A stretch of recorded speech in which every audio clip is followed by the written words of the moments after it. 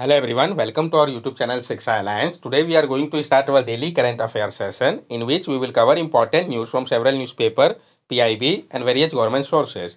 So let's begin our session. Our first topic is Parthenian sculpture. तो हम जानेंगे Parthenian sculpture के बारे में. A diplomatic dispute between Greece and UK has arisen over the Parthenon sculpture housed at the British Museum.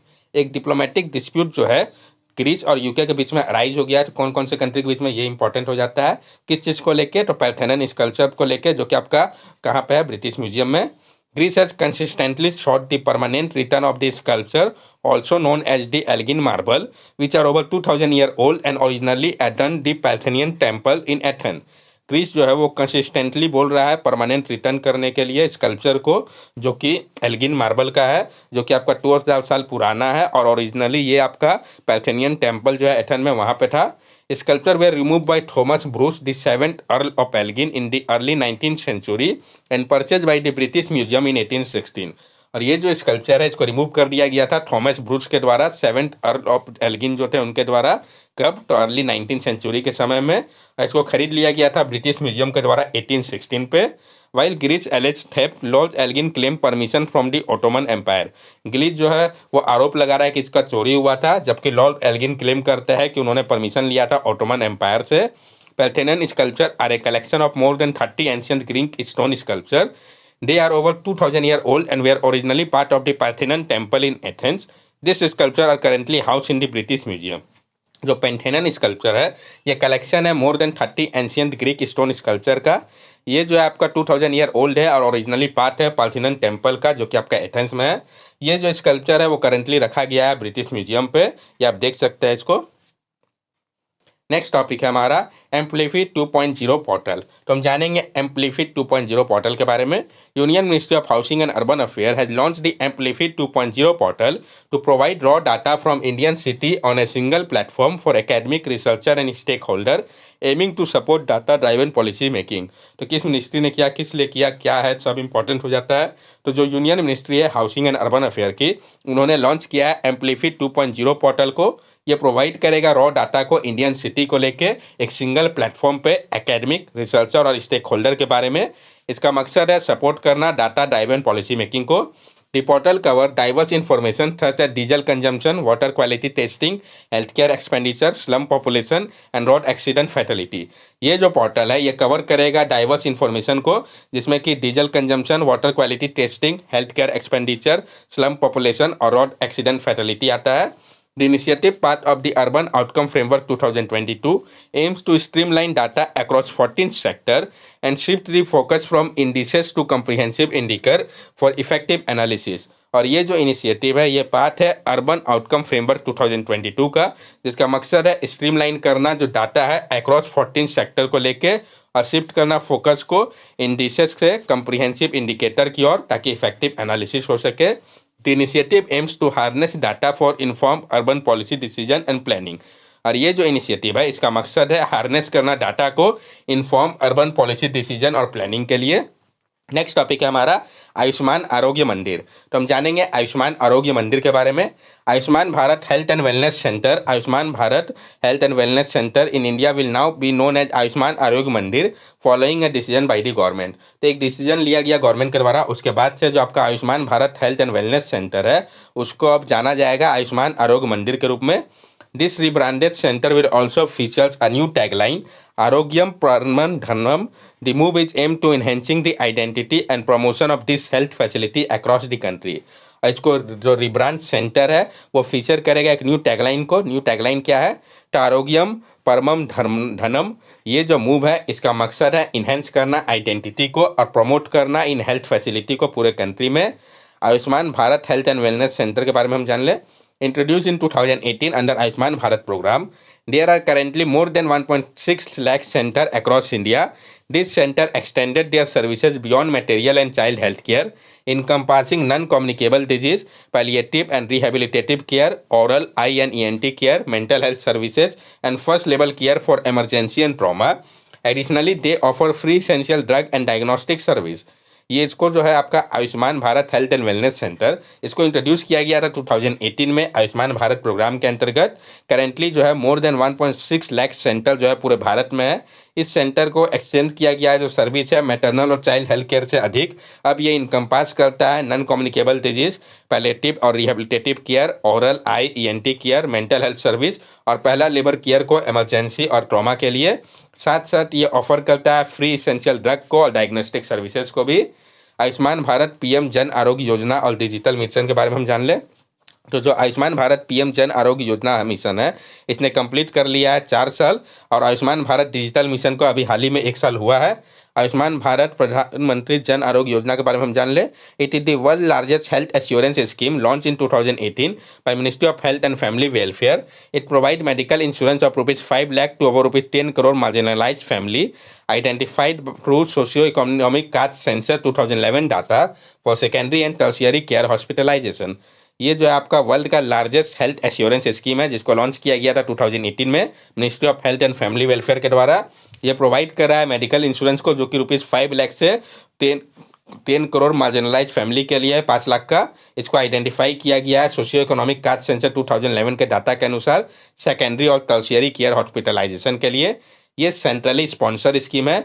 Funding कैसे है इसका, तो 60:40 और 90:10 का रेशियो है नॉर्थ ईस्टर्न स्टेट और 3 हिमालयन स्टेट के लिए, जम्मू एंड कश्मीर, हिमाचल प्रदेश और उत्तराखंड के लिए। No limit on family size, cover और एज ऑफ मेंबर, कोई भी लिमिट नहीं है फैमिली साइज जिसको कि कवर किया जाएगा, वह क्या एज होगा मेंबर का इसके लिए। It cover pre existing disease, ये कवर कर रहा है जो डिजीज पहले से एग्जिस्ट कर रहा है उसके लिए भी। Implementation by National Health Authority, और इसको इम्प्लीमेंट किया जा रहा है नेशनल हेल्थ अथॉरिटी के द्वारा। आयुष्मान भारत डिजिटल मिशन के बारे में भी हम जान लें। It aims to develop the digital backbone for integrated digital health infrastructure. जो आयुष्मान भारत डिजिटल मिशन है, इसका मकसद है डेवलप करना डिजिटल बैकबोन को इंटीग्रेटेड डिजिटल हेल्थ इंफ्रास्ट्रक्चर के माध्यम से। Launch in 2021, it is a central sector scheme.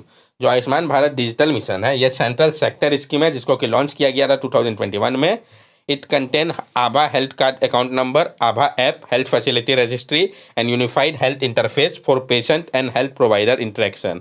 ये कंटेन करता है आभा हेल्थ अकाउंट नंबर, आभा ऐप, हेल्थ फैसिलिटी रजिस्ट्री और यूनिफाइड हेल्थ इंटरफेस को पेशेंट और हेल्थ प्रोवाइडर इंटरेक्शन के लिए।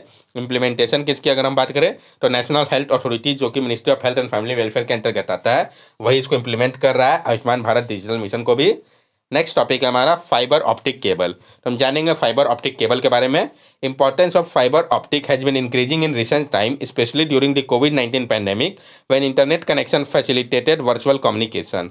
जो इंपॉर्टेंस है फाइबर ऑप्टिक का, ये काफ़ी ज़्यादा बढ़ा है हाल फिलहाल के समय पे, और स्पेशली कोविड-19 पैंडेमिक के दौरान जब इंटरनेट कनेक्शन जो था फैसिलिटेट हुआ था वर्चुअल कम्युनिकेशन के लिए। Optical fibre made of thin glass strand can transmit various form of digital transport information such as text, image, voices and videos across long distance at nearly the speed of light। जो optical fibre है, ये बना हुआ है thin glass strand से, जो कि transmit करता है बहुत सारा फॉर्म को डिजिटल इन्फॉर्मेशन का, जिसमें कि टेक्स्ट, इमेज, वॉइस, वीडियो सब आता है अलग अलग डिस्टेंस के लिए, नियरली जो स्पीड ऑफ लाइट है उस स्पीड से। Development of fiber optic communication can be traced back to psychist Charles Cow, who proposed glass fiber as a superior medium for telecommunication over 60 years ago। और ये जो development है fibre optic communication का, इसको trace back किया जा सकता है जो साइकिस्ट है चार्ल्स को, जिन्होंने प्रपोज किया था ग्लास फाइबर को एक सुपीरियर मीडियम के रूप में टेलीकम्युनिकेशन के लिए 60 ईयर पहले ही। Working principle of optical fibre, जो वर्किंग प्रिंसिपल है ऑप्टिकल फाइबर का, इसको हम समझते हैं। ये जो है डिपेंड करता है टोटल इंटरनल रिफ्लेक्शन के ऊपर, जो कि गाइड करता है लाइट को ग्लास स्ट्रैंड के माध्यम से। ये एलो करता है सिग्नल को कि वो ट्रेवल कर सके सिग्निफिकेंट डिस्टेंस तक मिनिमम लॉस के साथ ऑप्टिकल पावर में। Historical evolution of fiber optic cable is outlined starting from early experiment with light guiding in the 19th century to the breakthrough in the mid 20th century that led to the development of long distance transmission। और जो historical evolution हुआ fibre optic cable का, इसको outline किया जा सकता है। जो स्टार्ट हुआ था अर्ली एक्सपेरिमेंट से, जिसमें लाइट गाइडिंग किया जा रहा था 19th सेंचुरी में, और ब्रेक थ्रो हुआ मिड 20th सेंचुरी के समय पे, जिसके कारण डेवलपमेंट हो पाया लॉन्ग डिस्टेंस ट्रांसमिशन का। जो करंट स्टेट है फाइबर ऑप्टिक टेक्नोलॉजी का, इसको हाईलाइट किया गया है, जहाँ पे ऑप्टिकल फाइबर जो है वो निभा रहा है एक important role telecommunication, medical science, laser technology और सेंसिंग के लिए। नेक्स्ट टॉपिक है हमारा एक्सलोट्ल। तो हम जानेंगे एक्सलोट्ल के बारे में। मैक्सिकन इकोलॉजिस्ट जो है नेशनल ऑटोनोमस यूनिवर्सिटी के, उन्होंने रीलॉन्च किया है एडॉप्ट एक्सलोट्ल को, जो कि एक फंड रेजिंग कैंपेन है। किस लिए रेज किया जा रहा है फंड को? ताकि सपोर्ट किया जा सके जो कंजर्वेशन है एक्सलोट का। ये एक इंडेंजर फिश लाइक सैलमेंडर है। ये है क्या? ये एक इंडेंजर फिश के जैसा सैलमेंडर का स्पीसीज है, ये आपको पता होना चाहिए। Axolotl is a species of salamander. The name axolotl is derived from the Latin word atl water and axolotl monster. ये जो axolotl है ये एक स्पीसीज है सैलमेंडर का। जो नाम है इसका axolotl, इसको डराइव किया गया है लैटिन वर्ड से एटल जिसका मतलब वाटर होता है और axolotl जिसका मतलब मॉन्स्टर होता है। सैलमेंडर जो है वो ग्रुप है एम्फीबियन का, जो कि इंक्लूड करता है फ्रॉक्स और टोड को। इसको फाउंड किया गया था मैक्सिको सिटी के जो लेक है आपका जोशीमिल्को, उसमें आयुसियन स्टेटस की अगर हम बात करें तो क्रिटिकल इंडेंजर कैटेगरी पर रखा गया है। तो आयुसियन का स्टेटस इंपॉर्टेंट हो जाता है किस कैटेगरी पर यह है। फीचर्स की अगर हम बात करें, they have the ability to regenerate loss और damage limb, heart, spinal cord and even part of their brain without permanent scarring. They remain under water throughout their life. इनका एबिलिटी है कि वो रिजनरेट कर सकते हैं जो loss या डैमेज लिम्ब है, हार्ट है, स्पाइनल कॉर्ड है और इवन जो पार्ट है उनका ब्रेन का, उसको भी बिना परमानेंट स्केयरिंग के ये अंडर वाटर रहते हैं अपने पूरे जीवन काल के समय पे। क्या महत्व है इसका? Axolotl are a cultural icon in Mexico for their unique slimy appearance and limb generating ability. ये एक कल्चरल आइकॉन है मैक्सिको के लिए, इनके यूनिक स्लिमी अपीयरेंस के कारण और जो लिम्ब रीजनरेटिंग एबिलिटी है इस कारण भी। साइंटिस्ट ये मानते हैं कि ये जो रीग्रोइंग पावर है एक्सलोट का, ये सीक्रेट होल्ड कर सकता है जो टिश्यू रिपेयर का है उसके पीछे का, और इवन कैंसर रिकवरी के लिए भी मदद कर सकता है आने वाले समय पे। क्या खतरा है इनके पॉपुलेशन को लेके? तो जो मैक्सिकन एक्सलोट का पॉपुलेशन है उसमें ड्रेस्टिकली डिक्लाइन देखा गया है, वो भी मोर देन 99% का लेस देन 2 डिकेड के अंदर ही।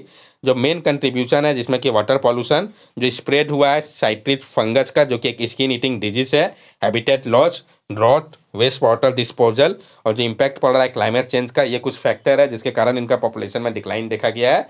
आप देख सकते हैं इस स्पीसीज को ये कैसा दिखता है। नेक्स्ट टॉपिक हमारा न्यूजीलैंड। तो जानेंगे न्यूजीलैंड के बारे में, क्यों न्यूज़ पे आया, फिर मैप बेस इसके लोकेशन को भी देखेंगे ताकि मैप बेस क्वेश्चन में दिक्कत ना हो। तो न्यूजीलैंड के जो प्राइम मिनिस्टर है क्रिस्टोफर लक्सन, उन्होंने अनाउंस किया है कि वो रिवोक करेंगे जो कंट्री का एम्बिशियस एंटी स्मोकिंग लॉ था। कौन सा कंट्री रिवोक कर रहा है एंटी एम्बिशियस लॉ को, तो ये इंपॉर्टेंट हो जाता है। तो न्यूजीलैंड है ये रिवोक कर रहा है कंट्री के एम्बिशियस एंटी स्मोकिंग लॉ को, जिसमें कि जो जनरेशन की बात कही गई थी स्मोकिंग बैन की, वो हटा दी गई है, जिसको इम्प्लीमेंट किया गया था लास्ट ईयर।